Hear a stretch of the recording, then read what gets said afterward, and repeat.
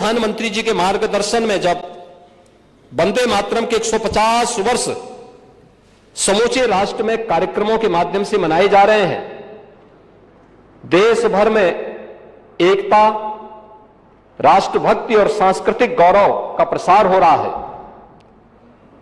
1 अक्टूबर 2025 को राष्ट्रीय समारोह हुआ।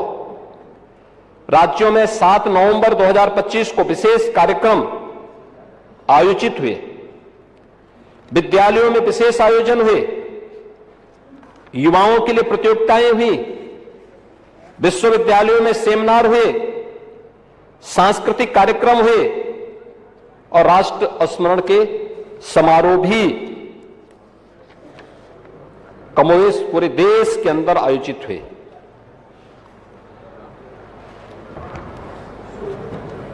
वंदे मातरम पर हमला आज से नहीं हो रहा है,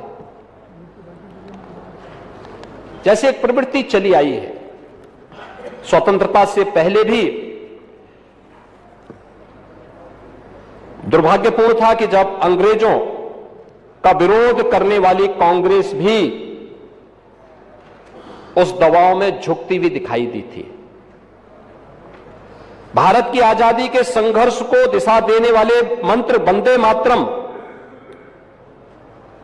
कांग्रेस की तुष्टीकरण की राजनीति का पहला और सबसे बड़ा शिकार बनी थी। यानी 6 छंदों में गाया जाने वाला जो राष्ट्रगीत है, उसको काट करके 2 छंदों तक सीमित करना, ये किसी मजहबी मजबूरी का नतीजा था या सत्ता बचाने के लिए राष्ट्र चेतना को गिरवी रखने की एक सुनियोजित साजिश। इतिहास साक्षी है, 1896-97 के कांग्रेस अधिवेशन में गुरुदेव रविंद्रनाथ टैगोर द्वारा वंदे मातरम का गायन हुआ था। एक कांग्रेस का अधिवेशन था जो उस समय देश की आजादी का एक सबसे बड़ा मंच था और 1922 तक हर कांग्रेस अधिवेशन की एक परंपरा रही। तब न कोई फतवा था, न कोई धार्मिक कोलाहल। समस्या तब पैदा हुई जब राजनीति ने मजहबी मुखौटा ओढ़ा। कांग्रेस ने उसी को अपना नीति बना लिया था। खिलाफत आंदोलन के समय तक भी वंदे मातरम सभी सभाओं में गाया जाता था। भारत माता की जय और वंदे मातरम देश की स्वाधीनता के हर मंच से गूंजते थे। मौलाना अब्दुल कलाम आजाद जैसे नेता इसका समर्थन करते थे। किसी ने भी तब इसे इस्लाम विरोधी नहीं कहा, यानी तब तक मजहब को इससे कोई खतरा नहीं था।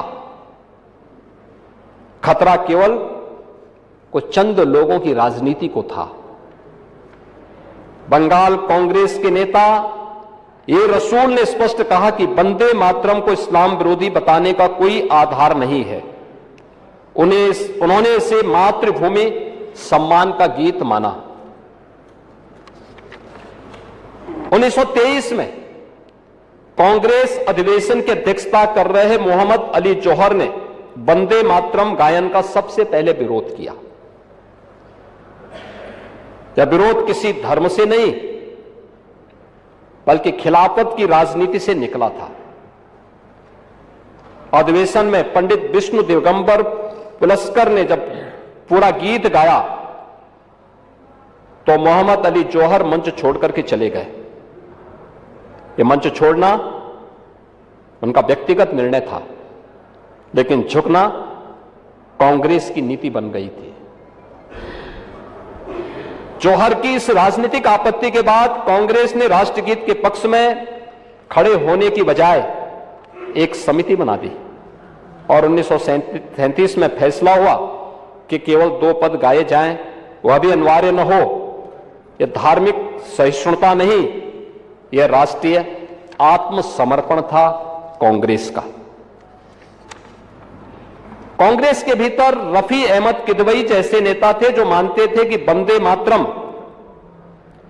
स्वतंत्रता संग्राम का साझा प्रतीक है, लेकिन कांग्रेस नेतृत्व ने ऐसे नेताओं को आगे नहीं बढ़ाया, क्योंकि तुष्टीकरण की राजनीति में राष्ट्रवादी स्पष्टता के लिए कोई जगह नहीं थी। इसके बाद इस मुद्दे को खुलकर जहर दिया मोहम्मद अली जिन्ना ने। जब तक जिन्ना कांग्रेस में थे, वंदे मातरम कोई निर्णायक विवाद नहीं था। कांग्रेस छोड़ते ही जिन्ना ने इसे मुस्लिम लीग की राजनीति का औजार बनाया और गीत को जानबूझ करके सांप्रदायिक रंग दिया। गीत वही रहा, लेकिन एजेंडा बदल गया। 15 अक्टूबर 1937 इसी लखनऊ से मोहम्मद अली जिन्ना ने वंदे मातरम के विरुद्ध नारा बुलंद किया और उस समय कांग्रेस अध्यक्ष पंडित जवाहरलाल नेहरू थे। 20 अक्टूबर 1937 नेहरू जी ने सुभाष चंद्र बोस जी को पत्र लिखा और कहा कि इसकी पृष्ठभूमि मुस्लिमों को असहज कर रही है। 26 अक्टूबर 1937 को कांग्रेस ने गीत के अंश को हटाने का निर्णय लिया। कांग्रेस ने कुछ अंश हटाने का समझौता किया। इसे सद्भाव कहा गया, परंतु वास्तविकता यह तुष्टीकरण की पहली आधिकारिक मिसाल थी। देशभक्तों ने इसका विरोध किया, प्रभात फेरियां निकाली। 17 मार्च 1938 को जिन्ना ने कहा कि गीत पूरी तरह बदला जाए और कांग्रेस प्रतिकार की बजाय मौन। परिणाम क्या हुआ? मुस्लिम लीग का दुस्साहस बढ़ता गया, अलगाववाद की धार तेज हुई, सांस्कृतिक प्रतीक पर पहला समझौता हुआ और उसने देश के दुर्भाग्यपूर्ण विभाजन की नींव डाली।